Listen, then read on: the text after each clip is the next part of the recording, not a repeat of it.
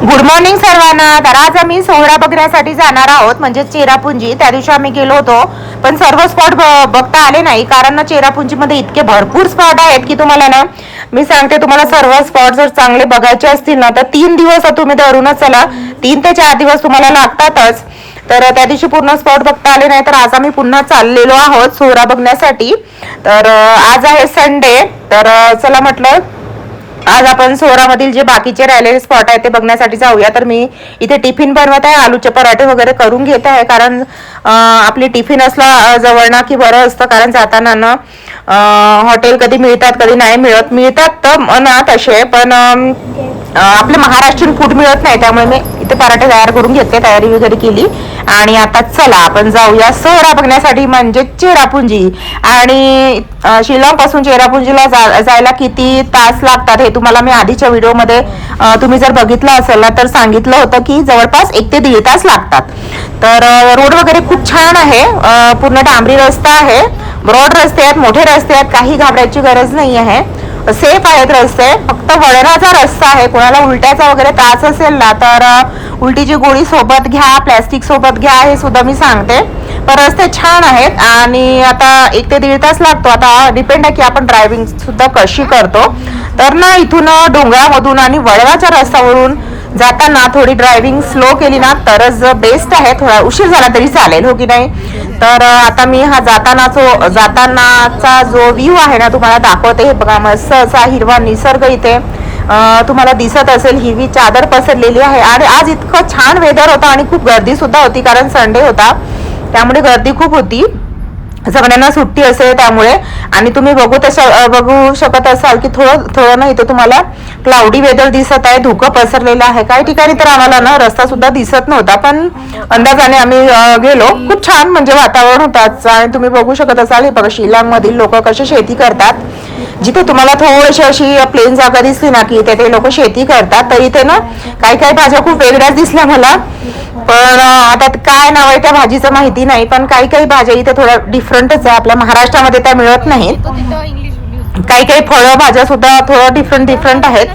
तर अशा पद्धतीने हे लोक शेती करतात. तर आता हा जो व्ह्यू आहे मी तुम्हाला दाखवत आहे, हे बघा किती मस्त म्हणजे वेदर वाटत आहे.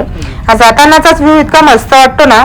तर आता आम्ही जाणार आहोत ॲडव्हेंचर स्पॉटमध्ये, आणि तिथले ॲडव्हेंचर सुद्धा आम्ही ना करून घेतले. हे बघा, लोक इथे फोटो शूट करण्यासाठी ना थांबले सुद्धा आहेत, पण आम्ही नाही थांबलो, कारण आम्हाला तो जो ॲडव्हेंचर स्पॉट आहे ना तो बघण्यासाठी जायचं होतं. इथे थांबलं तर आणखी उशीर होऊन जातो. हे बघा, धुकं पसरलेलं आहे, खूप मस्त वाटत होतं.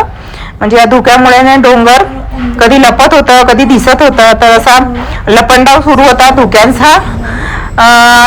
तर खूप छान वाटत होतं. तर आम्ही ना आज 2 स्पॉट बघितले, म्हणजे एक ॲडव्हेंचर स्पॉट आणि गार्डन ऑफ केव्स. तर गार्डन ऑफ केव्सचा व्हिडिओ जो आहे ना मी उद्या अपलोड करणार आहे, कारण एकाच व्हिडिओमध्ये सर्व एक्सप्लोर करणं शक्य नव्हतं, कारण व्हिडिओ खूप अर्ध्या तासाचा होत होता आणि तेवढा व्हिडिओ खूप बोर वाटतो. त्यामुळे मी याचे 2 पार्ट केले, पार्ट 1 आणि पार्ट 2. तर हा पार्ट 1 आहे. पार्ट 2 बघण्यासाठी ना सबस्क्राईब करा, नवीन असल्या चॅनलला लाईक शेअर सुद्धा करा. गार्डन ऑफ केव्स सुद्धा खूपच मस्त आहे, तुम्हाला खूप आवडेल. तर पटकन सबस्क्राईब करा. आणि 8 दिवसांनी ना आम्ही जाणार आहोत सिक्कीमला. तर सिक्कीममध्ये पूर्ण 8 दिवसाचा आमचा ट्रिपचा प्लॅन आहे. तिथे आम्ही सिक्कीम, गंगटोक आणि दार्जिलिंग सुद्धा फिरणार आहोत. तर खूप छान व्ह्यू तुम्हाला दाखवणार आहे. तर ते सुद्धा बघण्यासाठी ना तुम्ही प्लीज सबस्क्राईब करा. आणि हे बघा, आता शिलाँग पासून चेरापुंजीला जाताना आम्ही तर स्वतःच्या गाडीने गेलो. जर तुम्हाला टॅक्सीने जायचं असेल ना तर तुम्हाला 4 ते 5 हजार रुपये इथे चार्जेस लागतील, म्हणजे एका गाडीचे. तुम्ही त्यामध्ये 4 ते 5 लोक सहज येऊ शकता, हे सुद्धा सांगते. तर ते तुम्हाला पूर्ण चेरापुंजी इथे फिरवतील, म्हणजे टॅक्सीवाले. आम्ही तर आमच्या गाडीने गेलो. तर हे बघा, इतका मस्त निसर्ग आहे. आणि आज मागच्या व्हिडिओमध्ये ना मी एवढा तुम्हाला निसर्ग दाखवला नव्हता, म्हणजे शिलाँग पासून चेरापुंजीला जातानाचे व्ह्यू मी इतके दाखवले नव्हते, पण आज म्हटलं इतका सुंदर व्ह्यू आणि इतका सुंदर निसर्ग तुम्हाला दाखवलाच पाहिजे. त्यामुळे मी आज ना पूर्ण अर्ध्या व्हिडिओमध्ये हा पूर्ण निसर्गच दाखवला. आणि त्यानंतर आम्ही फायनली पोहोचलो ॲडव्हेंचर स्पॉटमध्ये. आणि ना शिलाँगला जाताना तुम्ही कधीही ना सकाळीच निघा, म्हणजे जवळपास ना 8 ते 9ला जर तुम्ही निघाले ना तर खूपच बेस्ट. म्हणजे इथून परतीला जर येताना ना 4 ते 5 वाजता आपण परत आलो ना तर खूप बेस्ट आहे, कारण डोंगरामधून ना रात्री गाडी चालवणे खूप रिस्की आहे, कारण इथे कुठे लाईट असतात कुठे नसतात आणि वळणाचा रस्ता आहे. त्यामुळे ना 5 वाजता जर आपण या डोंगरामधून बाहेर निघलं ना तरच खूप बेस्ट आहे. त्यामुळे ना सकाळी निघा, जवळपास 8 ते 9च्या दरम्यान निघाला ना तर खूप छान होईल. तर फायनली आम्ही ह्या ॲडव्हेंचर स्पॉटवर पोहोचलो आणि ॲडव्हेंचर सुद्धा करून घेतले. तर इथे ॲडव्हेंचर आहेत, हे बघा झिप लाईनिंग आहे. याचे चार्जेस मी तुम्हाला सांगते.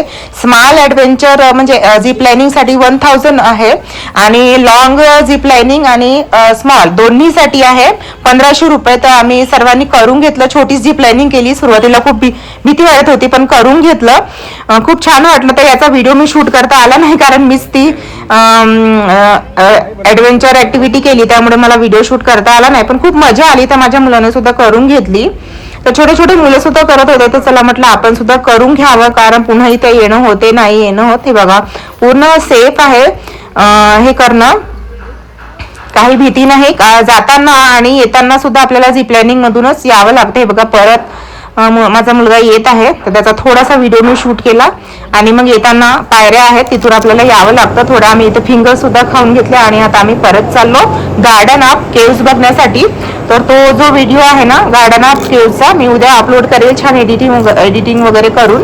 तर आता हा व्हिडिओ इथेच थांबवते. कसा वाटला तुम्हाला हा शिलाँग पासून चेरापुंजीला जातानाचा व्ह्यू मला कमेंट करून नक्की सांगा आणि लाईक करा, शेअर करा, नवीन असल्यास चॅनलला सबस्क्राईब करा. असे छान छान ट्रॅव्हल व्लॉग बघण्यासाठी, डेली व्लॉग बघण्यासाठी. आणि मी ना जवळपास 15 ते 20 दिवसांनी आपले जे शॉपिंगचे हॉल व्हिडिओ आहेत ना, म्हणजे मिशो शॉपिंग हॉल व्हिडिओ, ते सुद्धा अपलोड करणार आहे. कारण मी आता इथे ट्रॅव्हलिंग करत आहे, त्यामुळे मला ना ते शॉपिंग हॉलचे व्हिडिओ जे आहे ना ते अपलोड करता येत नाही आहेत. तर थांबलेलो आहोत आणि हे बघा इतकी सुंदर इथे हिरवी चादर पसरलेली आहे. हे बघा किती मस्त पॉइंट आहे. बघा तुम्ही बघू शकता. हे बघा, आणि एकदा तुम्ही सोहराला नक्की भेट द्या. हे बघा, तर आता आम्ही सोहराला चाललेलो आहोत. एक पॉइंट दिसला म्हणून थांबलो. आणि बघा तुम्ही बघू शकता इकडे धुके सुद्धा पसरलेले आहेत. हे बघा, हे बघा इथे धुके पसरलेले आहेत पूर्ण. हे धुक्यामुळे ना डोंगर थोडं जे आहेत ना ही पहाडी बघा झाकल्यासारखी वाटत आहे. हे बघा किती सुंदर मनमोहक इथे हा पॉइंट आहे. बघू शकता तुम्ही पूर्ण धुके पसरलेले आहेत. तसं आज वेदर जे आहे ना खूप छान आहे. आणि हे बघा इतके खूप छोटे छोटे गावं सुद्धा आहेत. मला थोडं झूम करून दाखवते. हे बघा, हे बघा 5-6 घरांचं एक छोटं गाव पण दिसत आहे इथे. एक वॉटरफॉल सुद्धा आहे इथे. हे बघा इथे तुम्हाला जागोजागी वॉटरफॉल दिसतील. डोंगरामध्ये जागोजागी तुम्हाला बिना नावाचे भरपूर इथे वॉटरफॉल दिसतील.